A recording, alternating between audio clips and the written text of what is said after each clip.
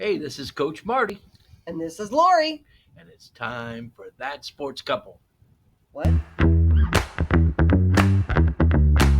Brought to you by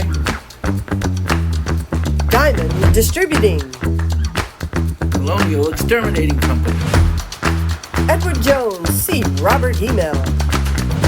Wendy Benedetto, Ladder and Blue, Sports Pub, Dusterhead. Adam Roussel, Riverbend, Chiropractic, River Parishes Trophy, The Seafood Pod.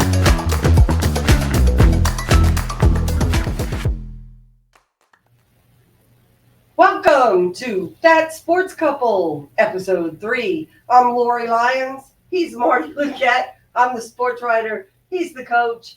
And we're that sports couple that you see all over the place at games, at the grocery store. Well, not so much anymore, but you used to. And now you see us on your phone or your tablet or your computer, I hope, or your big screen TV. On YouTube. We're also on Spotify. And we have a website where we put in all of our episodes, a Facebook page, an Instagram. You can't find us at your own doggone fault. So, Marty, what are we going to talk about this week? But we're not going to talk about what we look like on a big screen TV. What a week it's been with everyone getting that hurricane coming through and playing havoc with the prep schedule and canceling all but one of our games. 7 out of 8 games were canceled. But we'll preview next week and or this week the games, week 3. And we'll talk a little bit on what to expect, and then we'll do a couple special things. We have a surprise. It was very strange last week not having local football to keep an eye on. I'm working for the Natchitoches Parish Journal, so I was keeping an eye on some of the North Louisiana teams. But it was very strange not having local teams to keep an eye on. Yes, that's true. But through the VSN, Louisiana, Who'd you watch? I watched Catholic High. Oh, yeah. And their game was real good. So it was a good night. Good night to watch football and a good weekend for football. Oh, I love college football. Saturday's my day. I watch football from the time I get up, game day, until the West Coast games are over, or I can't keep my eyes open, whichever comes first. And he goes to bed, and I'm still watching football. My eyes goes first. So we watched LSU, and then we watched Tulane. LSU with their amazing comeback, and Tulane tried to come back. And they had opportunities. They had 2 possessions where they were down 5 points. They had a chance to take the lead in the fourth quarter. So they had the opportunity. They just couldn't capitalize. Yeah, it was a fun game to watch. And I think that that Oklahoma was really good. And I think they were better Tulane certainly that day. And nobody got run over by the Oklahoma wagon. Wagon. And also, Tulane this week plays ULL, and we have a special reason or two to keep an eye on that game. Running back for ULL is my former student, former Riverside Academy player, Elijah. We call him Bill Davis, and he is doing really, really well, having a great season. And I hope he has a great game. That's all I'm going to say. And they come up a point short. May the best team win. Well,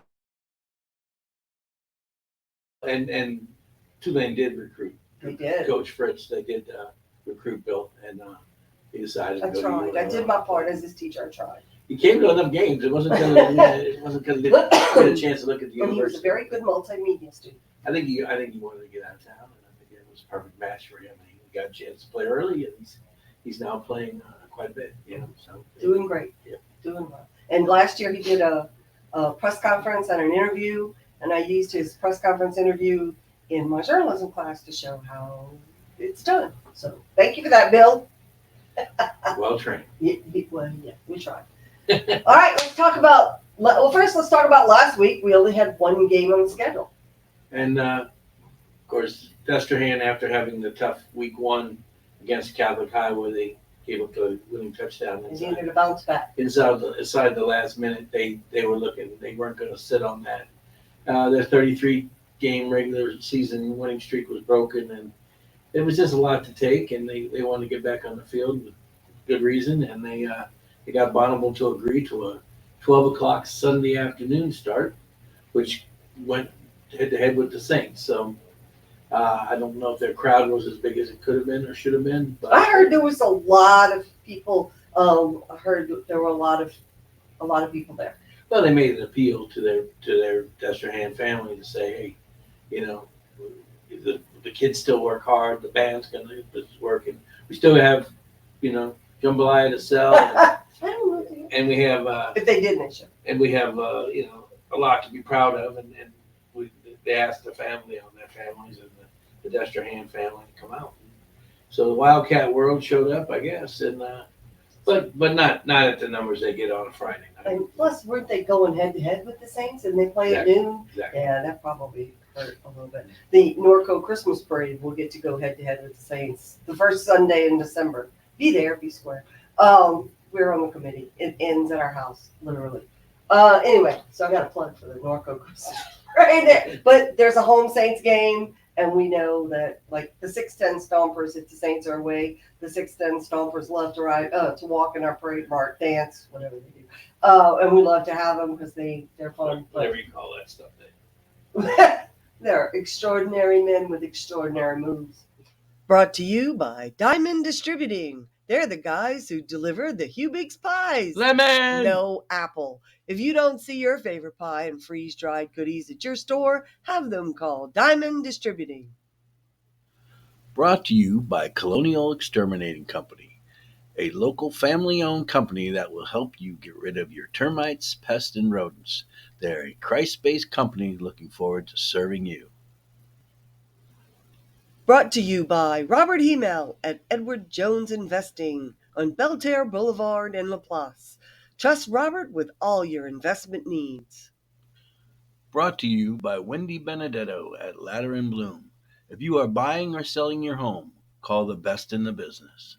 Let Wendy Benedetto get you home. So, what's on tap for this week, Coach, in football in the River Parishes? Well, we kept talking last week about rivalry games being head-to-head games between River Parish schools. We have none this week. No. All 8 teams play someone from outside the area. Not real far, but far enough that it's not one of our teams. So No big history rivalry things going on, right? no. There's some good games. The Terrebonne St. James game, the Dunham St. Charles game, the Riverside in Prairie View will be Prairieville, not Prairie View. Prairieville will be good. Will be a good game, and of course Destrehan and Alexandria both. Long trip. Alexandria is 2-0 and have been real good the last couple of years, so that'll be a good road challenge for Coach Marcus Scott. Right down the road from Natchitoches. Yes, so that'll be a good game for him. Matter of fact, that's the same school that I coached my last game with Destrehan against. That's right. That was your last Against Dash. game. Oh, that was sad. And it was like a 2-game, best 2 out of 3. Best 2 out of 3. We lost the third game. And the boy Sunshine was playing for Alexandria. Here's the story. He's lost, and we're all hugging and crying, and he's telling his team goodbye because it was his last game. I can't remember his name. I don't remember his name either. I just know him as Sunshine. Yes. Beck. You will think of the first name eventually. And big blonde hair, strapping young man. But he waited and waited and waited the whole time we were doing our thing and the team was doing their thing. Tell him why. He just wanted to come over and meet me and congratulate me on a nice career. And he was a sophomore at the time, and he was already being touted by LSU, so he ended up pitching at LSU and had a nice career for them. And but for them, he was a 6'7", long blonde-haired shortstop We couldn't beat him. who tore us up that weekend. That was a At rough. LSU, he pitched. There, he hit, and he hit well. That was a crazy weekend. Yeah, I remember that one well. Long drive there, long drive home. Okay, so week 3, what's on the schedule? Well, we'll just go down the road, down the line here. The first one is we'll go start with Destrehan and Alexandria. Alexandria is 2-0. Destrehan, of course, is 0-1. 1-1 after Whoa. beating Bonneville 31-0 this week. They played well. Nothing spectacular. They're playing without their quarterback right now. Yeah, they had a freshman. No, they had a junior. Sorry, my bad. He started as a freshman, but he was a junior. He's real good, and he got injured, and he's going to be out about 5 weeks. So they're going to go down there and play. All it's going to do is force them into a little more wildcat and all. And Destrehan's got some skills, so when they get in that wildcat, it's real dangerous. So they're gonna do a little more wildcat, which is what they did this week, and they're going to play Alexandria, who's 2-0. They played West Feliciana and won 44-7. And they beat Union Parish, who we know is real good. They were in the state championship. They won the state championship last year, old Farmerville. And they beat them 41-12. So Alexandria is good. Now we'll see if they're top 5 good. And we'll find that out when they meet with Destrehan this week. Yep, there you go. The next game I have on my list is East St. John and Hammond High. I don't remember those two ever playing, or unless it was a playoff game. New formats. Yeah. Everyone's picking up new schedules, and that's a good matchup for. East St. John, I knew, was ready to get things rolling right. I think that's a game they put in there to make sure they got a win in the first 3 weeks, because they had St. James, St. Hog, which got canceled. Oh yeah. And then they scheduled a Hammond to make sure they got one. But Hammond's been playing well. They're 1-1 right now. They lost to Denham Springs, 19-14, and then the one last week, 21-12. So, they're Hammond. You just don't know. We've seen them over the years. Destrehan played them. A lot about them. When Daniel was at Woodlawn, he played them, and you just don't know what you're going to get with Hammond. You used to be a coach at Hammond. I did. I coached the 91 season. I stayed there for 6 months. Coached football. Was supposed to be the baseball coach. Didn't stay for the season. Ended up going to work for the St. Charles Recreation Department. And that's when he met me. And that's when I ran into her. Yeah. The next game is Hahnville is traveling to E.D. White. Now, watch out for the alligator under the bleachers at E.D. White. I hope y'all saw that story. The middle of the game the other day against Jesuit. One of the student workers just happened to look under the visitors' bleachers and saw a good 6-footer, 5, 6, 7 foot alligator just chilling.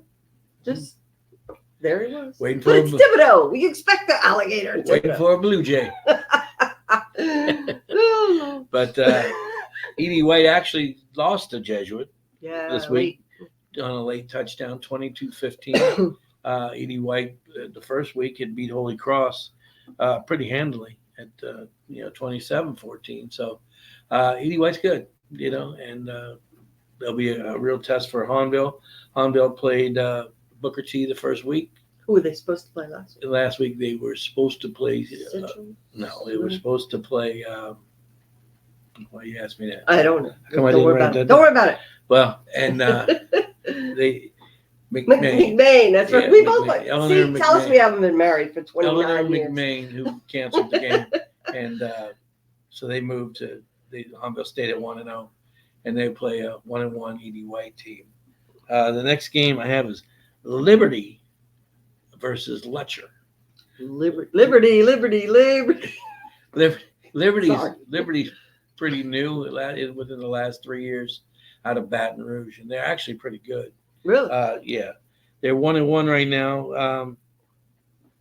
Let me see. I can't even read my own notes. They beat. They lost to Southern Lab, who we know is good, and in a close one, 34-16. And then I just got a text message. They beat White Castle handily the next week. So they come in 1-1. Of course, Lutcher's 1-0 after beating Slidell in week 1 and handling them pretty easily. And of course, the game last week against St. Charles was canceled. So our next game, we go to Riverside, is going to Prairieville. Prairieville is the new school, brand new school, no seniors yet. And but nice numbers. So they're actually Prairieville's were actually 1-1. They beat Thrive Academy handily the first week, but then they played Parkview Baptist and they got spanked pretty good, 53-12. So, of course, we know Parkview's traditionally been very good. So, Riverside's going to have a test there, and that'll be a nice trip. And it's the first home game for, I believe it's the first home game for Prairieville. So it could be fun. Yeah. It could be a fun event. Then I think the game of the week is Dunham at St. Charles. The first week I mentioned that Parkview Baptist traditionally is very good. Dunham spanked them on week 1, 46-0. Oh, wow. And then turned around and won again week 2. They beat a 5A Live Oak team 27-10. Dang. So Dunham's Dunham's good. the real deal. Dunham's good, and of course they're playing St. Charles at St. Charles. It'll be St. Charles. I believe their first game was, where did they play? Oh, they went to Newman. So this will be St. Charles' first home game of the season. So this will be a fun one. First home game's always most fun. And St. Charles atmosphere is always fun. And we know St. Charles is talented and they'll bounce back. So it's going to be a great game, and it'll be fun to watch. The next game is Terrebonne! The Terrebonne Tigers, my alma mater, who won their first game of the season by beating Riverside 48-42. Sorry. And actually won their second game of the season by forfeit. Oh, that's right. Ellender apparently got into a little tussle at the end of their first game, and the LHSAA this year is cracking down, trying to get you guys to not leave your bench and go on the sideline and go on the field when there's a word spoken. And apparently the teams did not abide by that new rule, and Ellender was not allowed to play last week and had to forfeit to Terrebonne. So Terrebonne goes in 2-0, which is, it's good for 2-0 is good for points for the teams that you play. Yeah, but you don't know, test it. Look, Riverside gave them a test. They certainly did. But Riverside also gets the points from them getting a forfeit, so it benefits Riverside. But Riverside, Terrebonne at St. James. At St. James. At St. James, going to be a shootout. Bring bug spray, Terrebonne people. Yeah. Like it's in the middle of a sugar cane field. Like not that Terrebonne tonight. Yeah, like they don't have any mosquitoes in Terrebonne. And our last game of the week is Donaldsonville at West St. John. That's a rivalry game. I don't think I have the records. It's not that far apart. Yes. St. James kind of in the middle. I believe, wasn't it? No, that was St. James and Donaldsonville. St. James, Donaldsonville. Yeah, but there's some family reunions going on that one as well. And Donaldsonville comes in 1-1, they lost to Assumption 18-15, and then they beat Port Allen 21-17. So they come in 1-1. West St. John, after losing to Young Audiences on week 1, is coming in at 0-1. So it's high school football. You play 10, you hope. That's why it hurts so bad when you lose one. You don't get a chance to play like you did this week.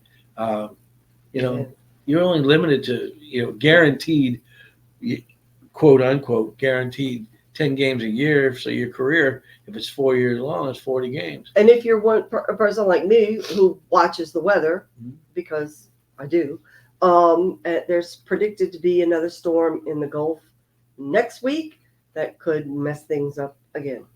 So don't put your galoshes away or your hurricane food. Thanks a lot. I think just go buy some more snacks. But, and it's a shame because when it's something we deal with every year in South Louisiana, and we expect that, and we know it's always a possibility. We just hope it goes Florida. But no offense, Florida. I got people there. But we're looking at a possible another storm next week, so we'll see what happens. But that's this week's games and a little recap of last week, which isn't much. And we have some special stuff for you after the break. So we're going to take a short break here and go see our sponsors. Please. Brought to you by the Sports Pub in Destrehan. For fabulous food and big screen TVs, come to the Sports Pub for all the action. It's a must after your big game. Brought to you by Riverbend Chiropractic. Come see Dr. Adam Roussel for pain relief. His decompression table will change your life. Call Riverbend Chiropractic in Destrehan. Brought to you by Tri-Parish Trophies in Reserve. When it's time to acknowledge someone's accomplishments, let Tri-Parish Trophies help. They're also your sign and printing professionals. Let them help you. They're a family-owned company. Brought to you by the Seafood Pot in New Sarpy, the best seafood in the River Parishes. Crabs, shrimp, seafood platters, po' boys, and those daiquiris. Doesn't get any better than the Seafood Pot. Welcome back to That Sports Couple, Episode 3. So we have a little bit of a surprise for you this week. Yesterday, Wednesday, the Louisiana Sports Hall of Fame announced its class of 2025. And there are some folks that everybody knows and loves on there. And in just a moment, we're going to talk to one of them. But first, let me tell you who's being inducted. Induction is held in June in beautiful downtown Natchitoches, Louisiana, one of our favorite places to go. Both of his daughters went to college there. We've been there for numerous weekends, and for the past 30 odd years, we've been going to Natchitoches every summer for the Louisiana Sports Hall of Fame induction, and it is a blast. There's a bowling tournament. There's a big downtown fireworks, band, music, food. And then Saturday night is the big induction ceremony, and I sit in the audience and cry as people try to express to the world and all their people that they love how much it means to them, and they try and remember to thank people. And I tried to remember to thank people, and I did, but I just never said your name, and I'm so sorry. Marty Luquette, thank you for everything you did for me, for driving me to all those wacky places and everything. You called out the coach. You called me the coach, but The coach. We kept saying the coach. And you talked about all my children, but you didn't talk about. I never said your name. I thanked you. Okay. I just never said Marty Luquette. So here it is. Marty Luquette is my husband. 29 and 3/4. Well, a half. And and I appreciate everything. The weekend in Natchitoches for the Hall of Fame ceremonies is fabulous. And we've been to quite a few, so we got a chance to see some of the big ones get put in. Ed Reed, Shaquille O'Neal. Oh, Shaquille, big one. Shaquille O'Neal was there the year that they opened the building. Lori was the president of Sports Writers Association. I was there with the big scissors cutting the ribbon. And he handled himself with such grace. Yes, because he could have totally disrupted. He actually showed up right as they were cutting the ribbon for the first time.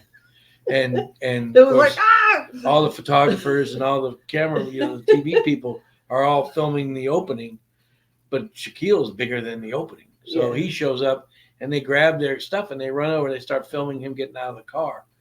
And without anyone saying anything to him, he kind of stands up he looks over the top of the crowd. One of these things is not like the other. Yeah. And he sees what's going on. Well, he comes around and he gets in the back. Got in the back row. And gets into pictures in the back row.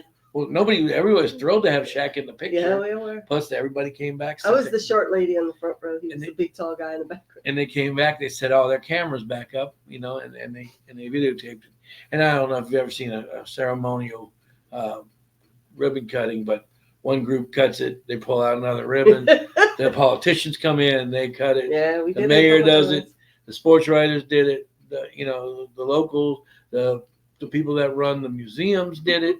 They did about 5 or 6 different cuttings.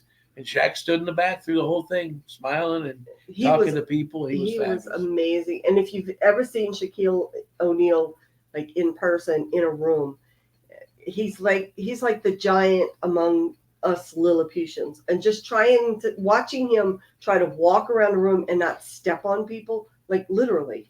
He just has to move. He's like one of those the floaty balloons at the Macy's parade. He's like trying to walk around and not squish anybody. And he redubbed the town Shakatish, and he brought his Shaq soda for everybody. And he was very nice, very gracious. Also, Morton Anderson, I was very thrilled to be with, was the president and got to hand one of these. You can't see it, it's clear. To Morton Anderson and Warwick Dunn and Deuce McAllister and several other people. And it's Jake Delhomme, who I just read today is on the I don't know if it's the short list or the medium list for Canton for the Pro Football Hall of Fame. He's under consideration.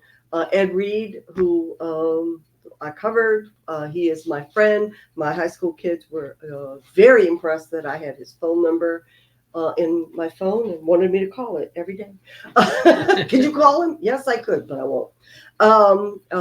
He and I go way back, and he has one of these too. And next summer, and Frank Monaco went in last summer, who was a joy to be around. He should really have a stand-up comedy act somewhere. He does. It's called Let's Be Frank. He is Let's Talk hilarious. Frank. He is hilarious and funny, and we had a good time together. He will be one of our guests. And look, the year I went in 2023. Ron Washington, who let everybody hold, play with, wear, take pictures of his World Series ring that was worth $800,000 or something, full of diamonds. You opened it up and had a little baseball field in it, and it was like, oh my god. He was only worth a couple $100,000. Yeah, Paul Maneri, Wendell Davis, Paul Davis, Simone Augustus is in the Hall of Fame. And look, and every year, you never know who, but they all love to come back.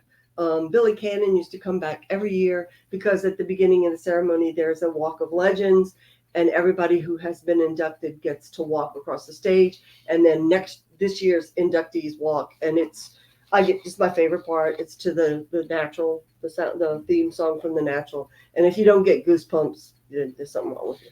So and I'm just my garb here is a clue. A clue to the last person we're going to talk about. So going into the Hall of Fame, it was announced today, Wednesday. You'll see this later.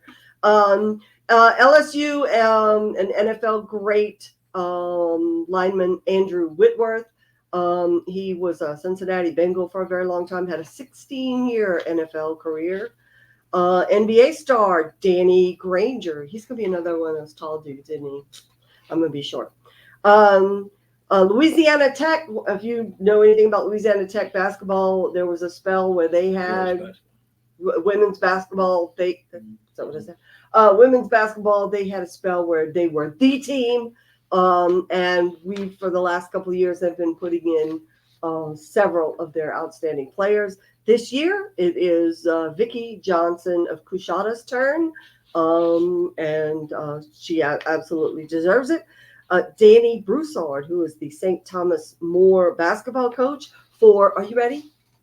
42 years.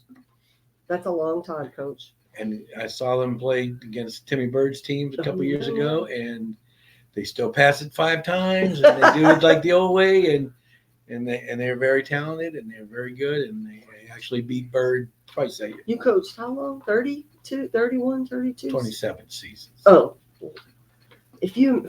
I can't imagine you 42 years. I just can't. Okay, LSU gymnast April Burkholder, who was, everybody knows all the gymnasts now. When LSU first started becoming a powerhouse, she was one of the gymnasts then, and she's going in. Another long-time coach, Dale Weiner. There you go, Weiner from Catholic Baton Rouge. I'm sorry, didn't know how to pronounce it. We read them, we don't say them. 317 wins, which is 7th in the state in Louisiana. Longtime coach at Catholic Baton Rouge. And George Bobby Swallow, who has 2 feathers in his cap. He was a boxing state champion, and then he became a football coach and won a state championship at Sacred Heart of Ville Platte. And last but certainly not least, number 1 in our hearts is Joe Scheuermann from Delgado University, longtime baseball coach. I have it written down. How many years? 34 seasons, As of right now, he has 1,179 wins. Dude, you got a long way to go. You finished He with plays a lot more games in a season than I do too. Look, I had the opportunity to travel with the Boosters. Back in the 80s, 88, I went, and Joe was a young coach. He was assistant at Tulane, and he had just graduated from Tulane as a player. And he was coaching with Joe Brockoff, Rags, and Rags was running the team. Joe's wife, who you're going to meet tonight too, Shelly, her dad was on the staff with Rags. Rags and her dad, Gene Faust, who was a longtime coach out of Chalmette, high school coach, very successful. Ran the team together with Skeeter Thayard, another New Orleans Hall of Famer, out of Redemptrist. Joe and I were young coaches.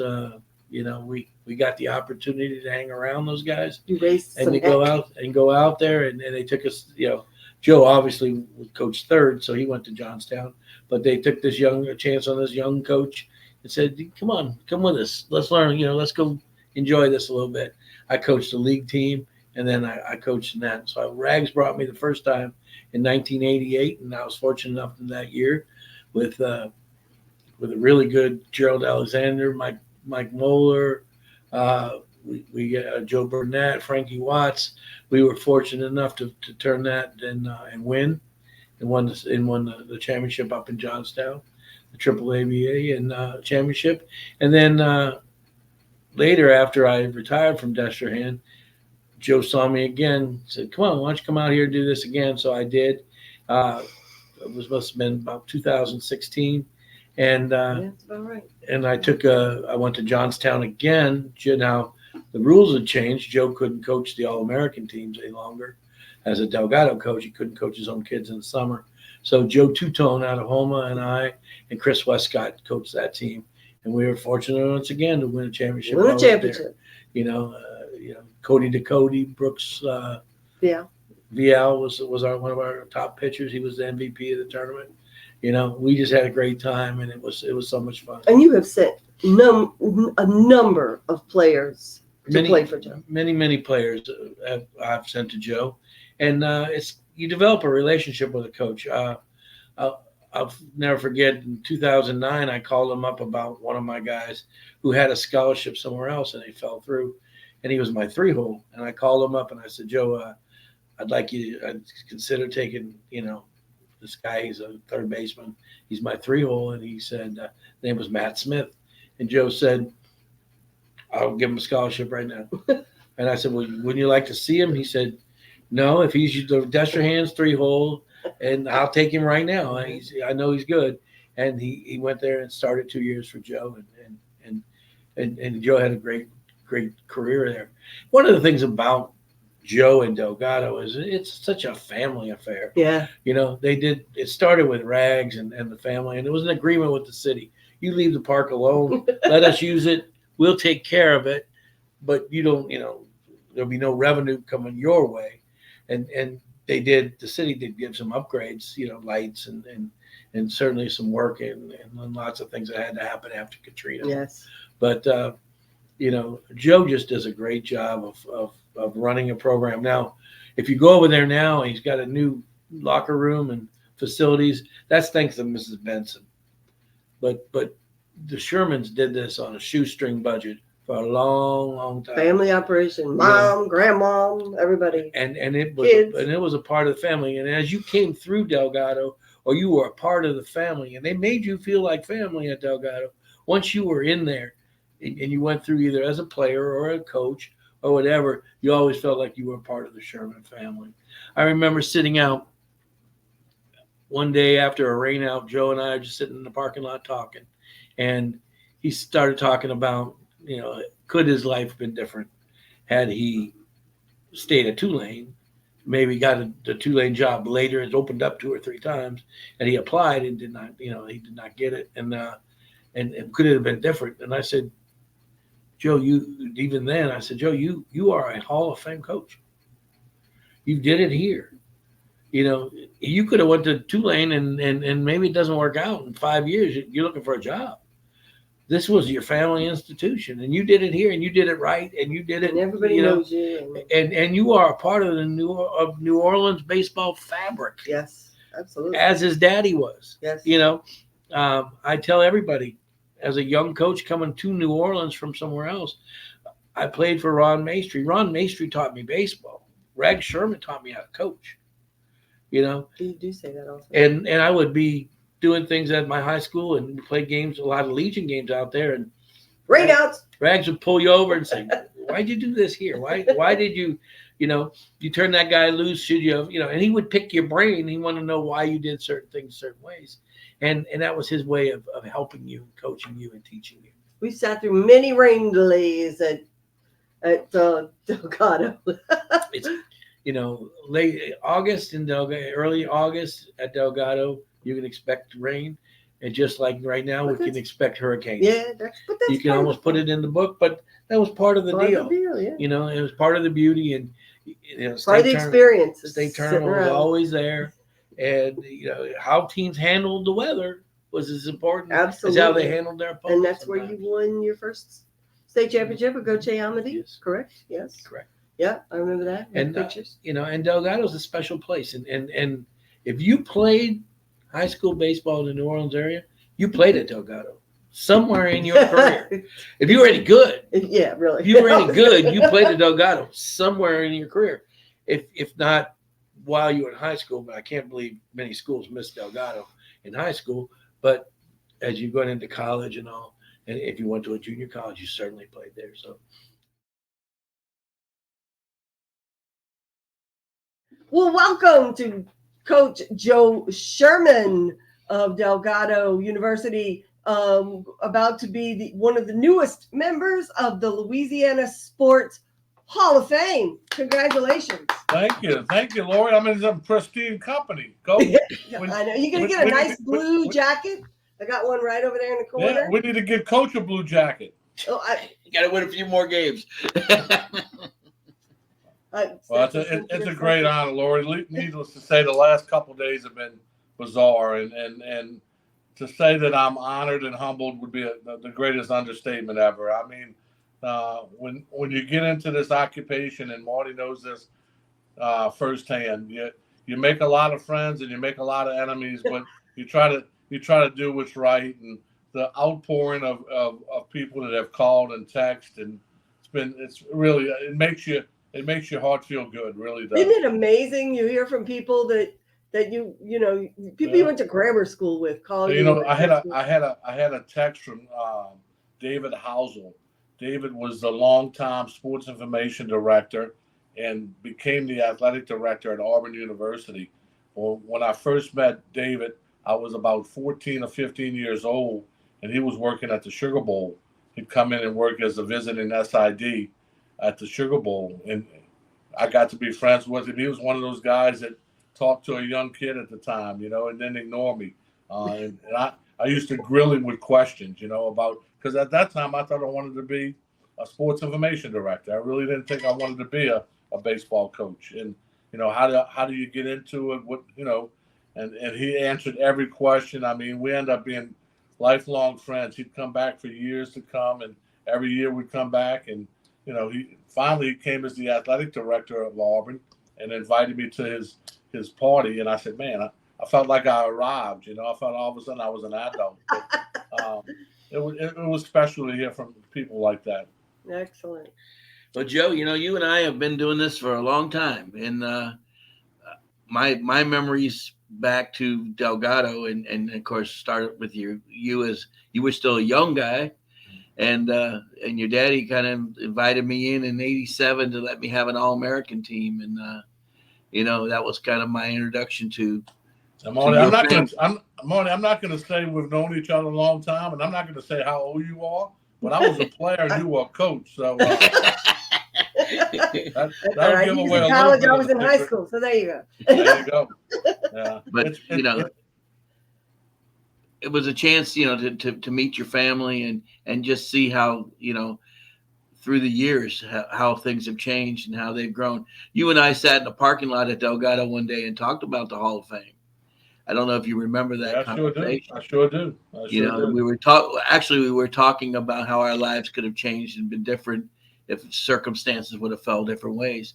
If you had had an opportunity, and I know you tried a couple times to look at Tulane as a career as a baseball coach there, how everything would have changed. You look back at it, and you hear this cliche or this question asked all the time: what if you had to do it all over again? What would you change? And you know, not to sound too religious and not to sound too faith driven, but God had a plan for me, and I for just one said reason that. or another, he decided to lead me in this direction and keep me here at Delgado. And I'm sincere when I say this, guys.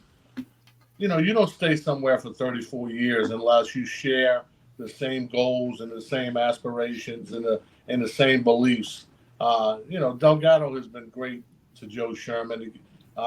You've been great to them. A 26-year-old a head coaching job, in 1990, and believe me, I've been indebted to the school and to the mission here. But I mean, it's a good fit for me. It's a good fit. It's we talked about family, Marty, many, many times, and you brought it up just a few seconds ago. I mean, this is my family. I mean, to be quite honest with you, we spend about 300 and probably 50 days of the year at Rooney Stadium, so a vacation is a trip to Johnstown to watch a team play or coach. Ours is Natchitoches. Yeah, it's to coach a team. So, your whole life is driven around what you do here and what's been accomplished here. And, to be quite honest with you, the first 5 to 10 years that I was here, I really wasn't a very good coach because I was so worried about upholding my daddy's legacy and trying to make him proud and trying to do things that he would do. And, I didn't want to do it any different to get him mad at me, but yet at the same time, I knew that we had to do some things differently. And to be quite honest with you, with my father's passing in 1997, I became a different kind of coach. And I'm not trying to say that I changed my philosophy any, but it kind of eased me a little bit and took the pressure off of me.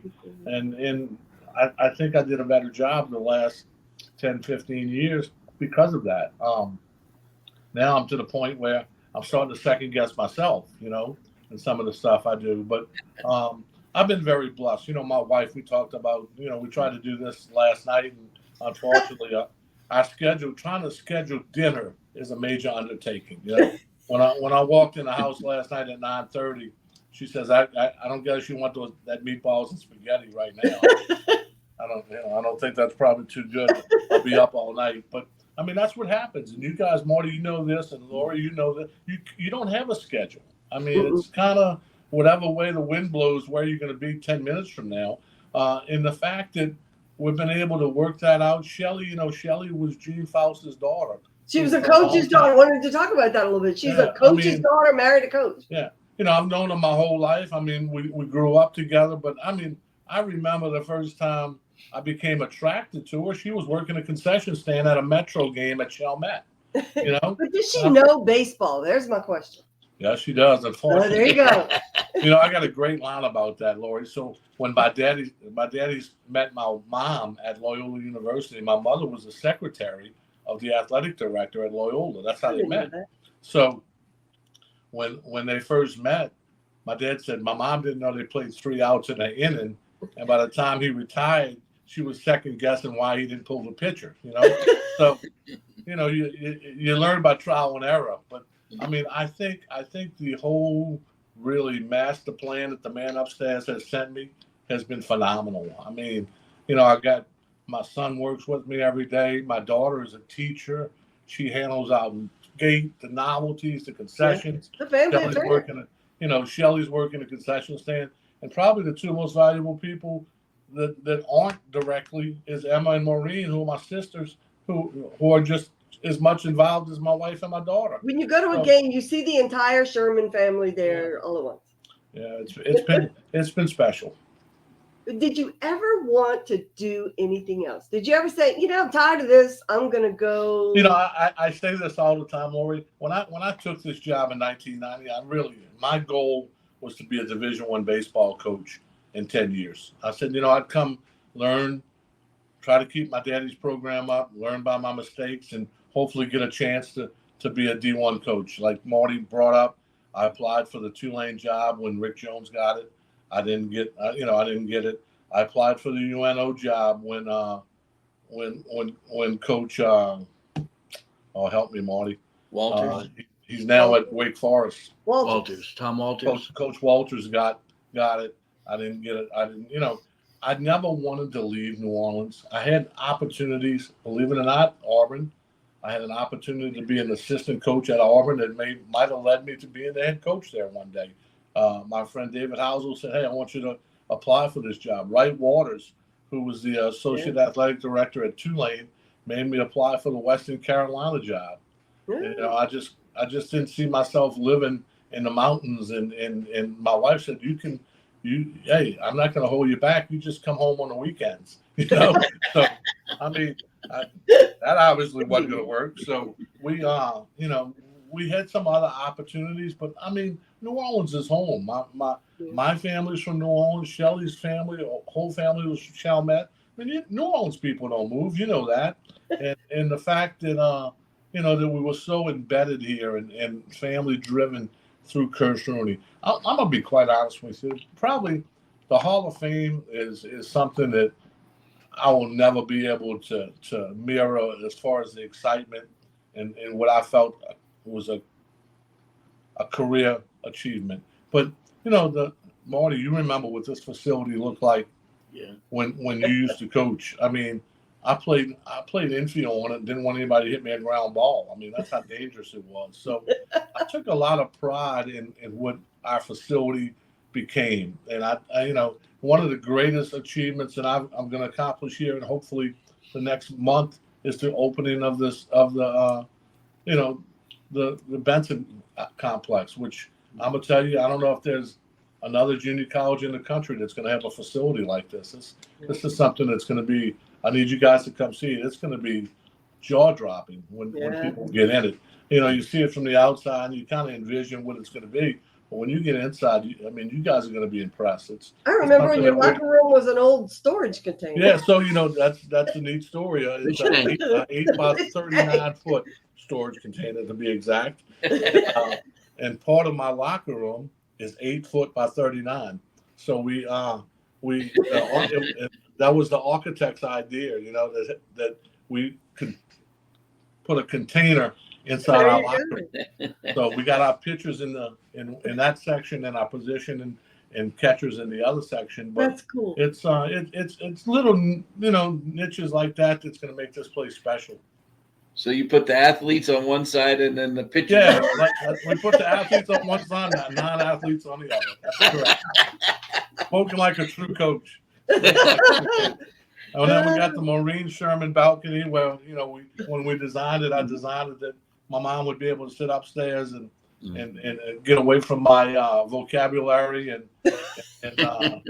enjoy the game. So that's going to be a neat piece too. That's awesome. It's all going to be. It's really impressive when you get inside. That's awesome. We laughed when when it was announced and then everybody started posting things. Oh yeah. Congratulations. And but by any way chance, did you see what Caskey posted? Yeah. Brady Caskey, who played for Marty at Goche Amity and played for Joe Scheuermann. So Caskey's one of those guys that he and I were like oil and water. And it's refreshing as a coach to see now his side, that he's away from it, that he realizes I really wasn't against him, that I was trying to help him. And because and Braden's funny because he you all fought, but he still respected you. He loved you. He said, if you want to be baby, Joe Sherman's not your guy. Yeah. I mean, he realized that he wasn't right all the time, and I realized that I probably wasn't right all the time, but I was still the coach, But look at him. He's having great success. He's in Arkansas, right? He really is. I'm really proud of him. He went to Arkansas State, had a tremendous career, and I think he was still trying to get his 5th year, and I don't know if he's worked that out or not, but he was trying to go NIA, NAIA rather for his He's in first Florida. last year. Florida. He's at one of the Florida Florida schools. You Yeah, know? so good for him. I mean, Yeah. the ultimate goal here is to get your education, right? Mhm. You know, when my father started coaching at Loyola hired him. He didn't even have a high school degree, you know, in the 1950s. And believe me, guys, every morning we woke up, he browbeat education into us like you would not believe. And you know, probably the proudest thing that I ever did for him and my mom was when I walked across the stage at Tulane and got a Tulane degree, because the odds in Vegas would have probably been off the chart, probably in the trillions to one that was ever going to happen. When I was a You've senior, had quite a few really good baseball men in your life, yeah. besides your daddy. Yeah, I've been blessed. Skeeter Thayard. Yeah. Skeeter Thayard was like a second dad. You know, I give all the respect and compliments to Coach Brockhoff. He gave me a chance right out of college to be an assistant coach, and I coached with him for 5 years. And I'll be quite honest with you, 90% of what I teach in hitting is Joe Brockhoff's system. And you know, I have the ultimate respect for those people. And you know, my father-in-law being Gene Faust, as quiet as he was on the field, we've had some great conversations when I was dating his daughter about baseball. You know, and, I've been blessed. Why did you ask her what it's like to be the coach's daughter? Because we got two. Yeah, well, you know, I'll never forget this. I'll never forget this. This is comical. So I told my mom and dad, I said, I think I'm going to ask Shelly to marry me. He said, my dad said, man, that would be great. I think she's a great girl, great fit for you. What did Gene and Madeline say? That's why I haven't asked Gene and Madeline. So, you know, about a week passed, and I finally got Coach Faust and Madeline home together at the same time, which is almost as hard as getting me and Shelly together at the same time. And I said, hey, guys, can I sit down and chat with you? And Gene was just got finished running. He was one of these running freaks, you know. He'd run every day. He was sitting at the dinner table eating supper, and I said, I'd like to marry your daughter if it's okay with you. And Madeline started crying, and Gene said, "What took you so long?" It was a special moment. But as we got together later in life, Gene would take up for me, and Raj would take up for Shelly. Like, wait a minute, we got this backwards. I think. That happened when we took care of each other's moms in the later life. That's right. That's exactly. You know, the greatest thing about baseball is that I think it's a microcosm of life. It really is. I mean, you know, what you learn in the game, there's so much failure in this game. It's just like life. You're not going to be successful every day. And what baseball has taught me is, hey, you know what? Leave it at the park. Don't bring it home. And, you know, if you bring it home, that's no good. You know, supper don't taste. Those hot dogs, when they cook at home, don't taste as good as those hot dogs at the ballpark, you know. And so, I mean, we've always been able to leave work at the park. And you know, Shelly's been fantastic. She knows when she needs to be quiet. She knows when she needs to be. I call it going in the cave. Yeah, you know, you've been there, Lori. You know when you got to listen, and then she very seldom ever second guesses me. Although she has done that a little bit in the past, but I mean, for the most part, it's been great. Really, there have been a couple of times at the park when he calls something, and I know a lot of his signs, and I'll go, "Oh Lord, here it comes," and I'll walk away. Yeah, the good thing is Shelly and she says this. She goes, I like working the concessions because when I watch the games, I get too nervous. Like the best thing I ever did, I was the announcer when he was at Riverside, and I don't have time to think. It's just who's next batting, what song you I'm stay going to play busy. next. Stay busy. She says I can tell by the noise in the concession what size the noise is coming from, whether or not we're doing good or not. So, and then Natalie, I think is going to be the best coach in the family before it's over. She knows. We sit down at night and watch the MLB package. I mean, we watching 3-4 games a night, and she's saying things. I'm thinking, how the hell do you know that? You know, and I mean, she don't miss much now. I'm gonna tell you, she don't miss much. She's like Emma. Yeah, we said you say the same thing about Emma back in the day. You know, Emma knew everybody had come through the park. You know. I had a scout tell me that Emmylou was the best bird dog he had that ever didn't work for him. You know, she'd walk in the park and say, "Okay, who I need to see," and Emmylou said, "Oh wait, she's one daughter, Courtney, who knows."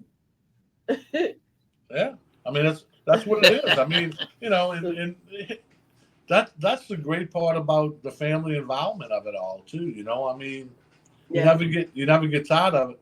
I remember I give you a great story. So I was playing Legion ball, Marty, at the time. I was playing for Skeeter, and that's back when we used to use Larry Gilbert and Skelly. Yeah. Remember you coached Skelly, the little Skelly on the West Bank, and it was the year I came back from college. It was my college return year, which nobody does anymore, which breaks my heart really in Legion. But anyway, I hit my first home run for Skeeter over the fence and right center at Gilbert. And I tell you, he was more happy shaking my hand than I was running around the bases. I used to ride to the games with him, okay? And after the game was over, you know, he would always dilly-dally around and take forever to load the car. And this particular day, he was so fast to load the car because he wanted to get back to Coach Rudy to tell my dad that I hit a home run. You know, they didn't have cell phones back then.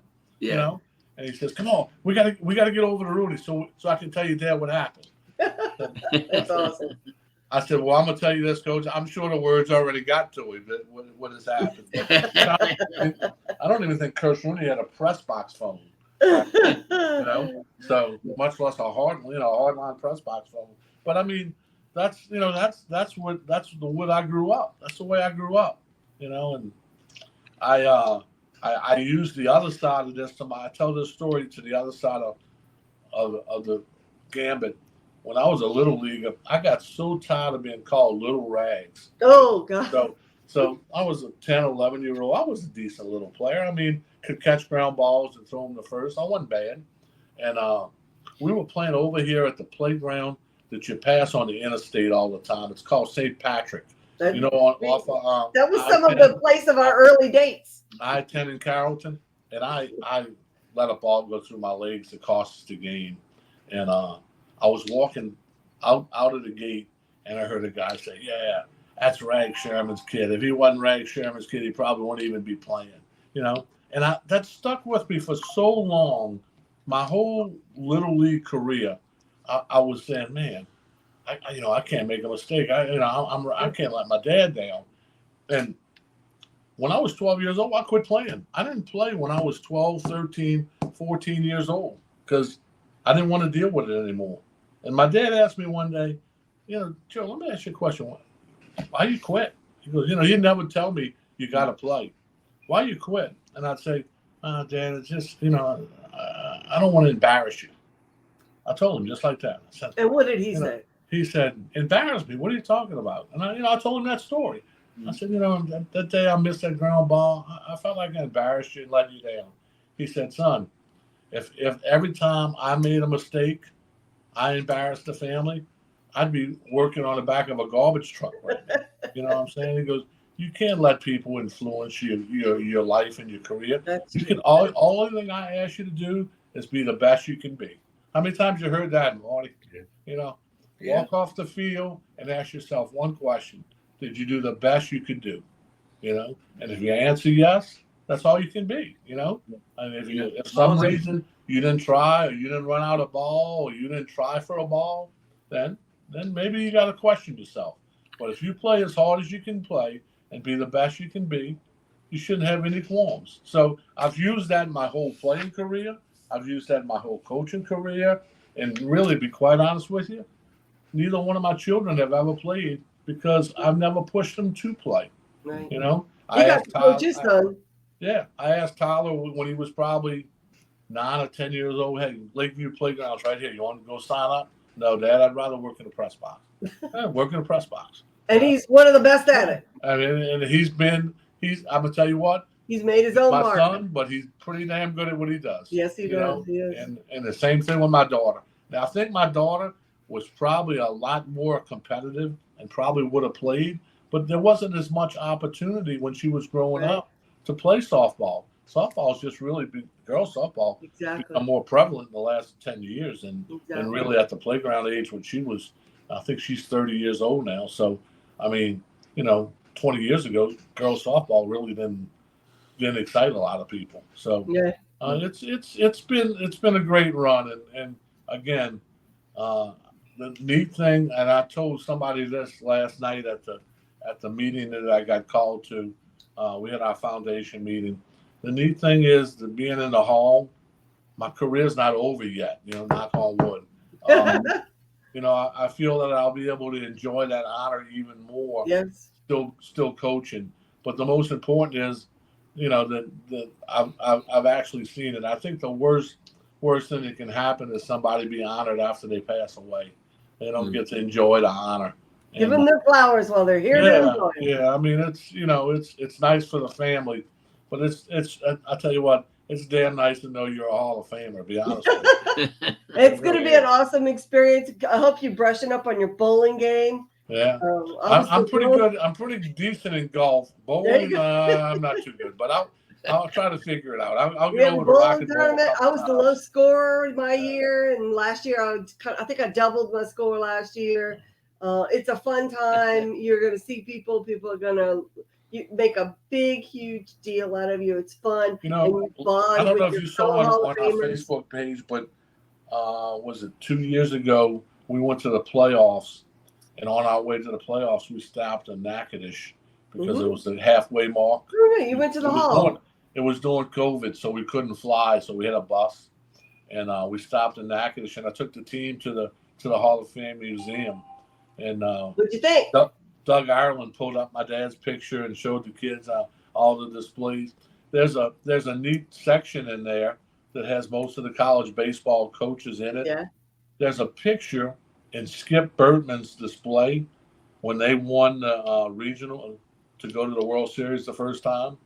I was the first base coach at Tulane, and they all running by me. And I said, I'm already in the Hall of Fame.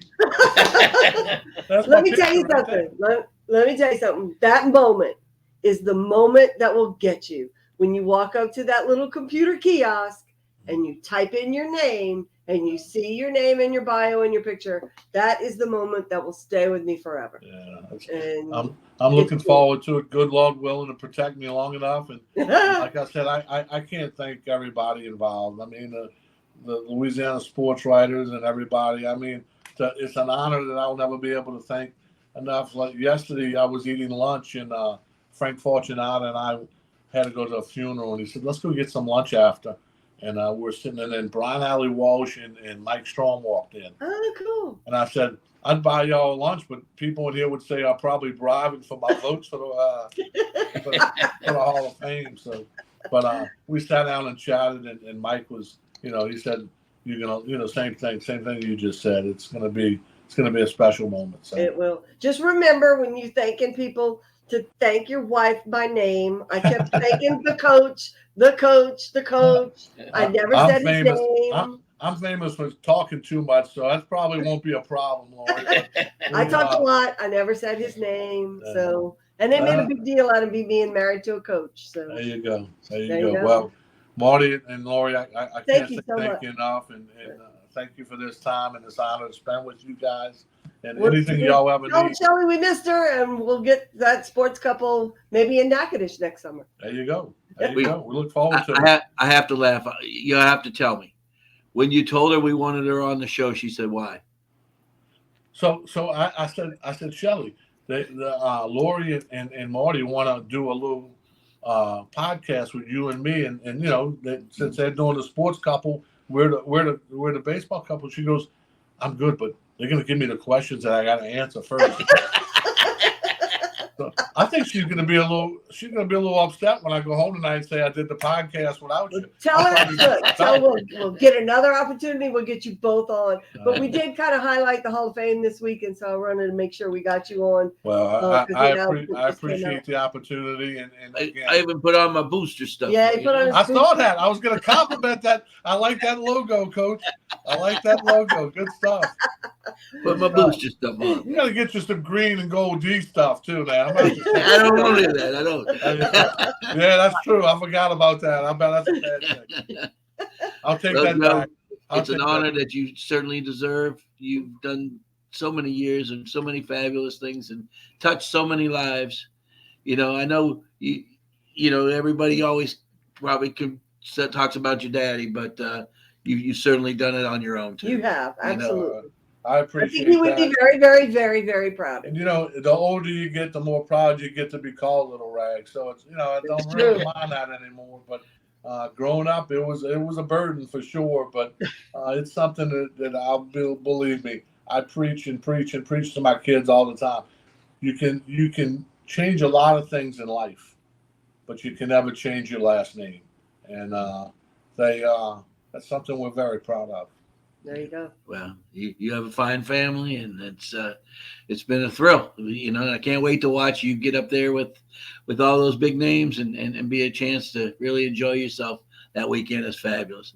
Make sure you bring everybody with you. Yes. Bring a bunch. Unfortunately, I think we might have to buy our own hotel by the time. If everybody that tells me that they come and told me in the last 3 days, Natchitoches population might grow about 10,000. So yeah, that's it. If all the players that you've coached go, we need another arena. I think it would be exciting to have a good crowd up there. And like I said, whether or not they come or they don't come, the reason I'm in there is because of my former players and assistant coaches. And like I tell my team all the time, players win games, coaches lose them. I've made more decisions to lose games than I've made to win games, and my players are the reason that I'm going in, and my assistant coaches are the reason I'm going in, and let's throw my family in there as well. So there's nobody that understands that more than me, and is appreciative more than me, and we share that honor with thousands of them. Well, congratulations, Joe. Soak it up and soak up every minute. It's going to be a wild ride, and look, it started, and it's going to keep going even after it's over. It's Good deal. We look forward to seeing y'all during the year. We're in our fall game, so we play tomorrow, and we play about 16 games in the fall. So getting ready to get on the practice field in a few seconds. But thanks again for your time, and thank you for your time. Believe me, I wish it would have worked out last night. My wife, she was all dressed up and ready to answer the question. I got up at 9:30. Tell her I promise we will get you both on. If we have to do it. Lori, I got to tell you a little secret. Awesome. She leaves before I wake up. So she goes to work at. Look, we have different schedules too. 6:45 in the morning, and I hear her leaving, and my daughter's with her because she drops my daughter off at school. And I play possum and act like I'm still sleeping. So when the car is parked in the right order, I don't get up. So I didn't even think that this morning. So I'll definitely visit with her tonight and let you know we did it. She'll probably be relieved, but also mad. Thank you, Joe. We'll see you in Natchitoches. All right. Thank you, guys. Bye-bye. Well, that was Coach Joe Scheuermann.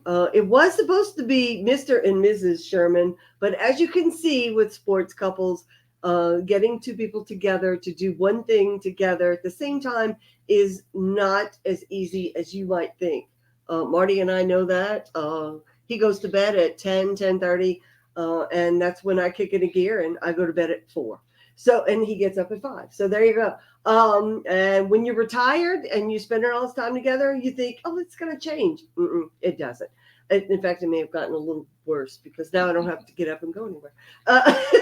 But we are very, very grateful to Joe for making some time to be with us and talk about his upcoming induction into the Louisiana Sports Hall of Fame. It will be in Natchitoches, Louisiana next June. The exact dates have not been set yet. They're still trying to work some things out there, but it is a fabulous time. 3 days in Natchitoches, fun, food, fireworks, and familiar faces. How was that?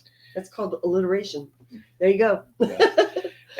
Certainly, a chance to talk to Joe and talk about his daddy. I mean, they are the first baseball family of New Orleans. Yeah. Second to none. Yes. Certainly all the lives that they've touched and all the games that they've watched and all the people that have come through Kirsch Rooney and been a part of either the boosters or or just Delgado or just American Legion baseball. Without the Shermans, the city would have been Absolutely. totally different. Yeah. They are the fourth father-son pairing. We can't say duo because there's three Mannings, but Dub and Bert Jones, Glenn Slats Harden and his son Billy, who were track and field stars, and Eli Payton and Archie Manning. And I probably won't be around for it, but I'm going to guess there's going to be an Arch Manning in there at some point in the future, but it'll be way past my time. They'll go. And of course, now the Shermans. And now the Shermans, that's the fourth. You know, but it's gonna be a great weekend.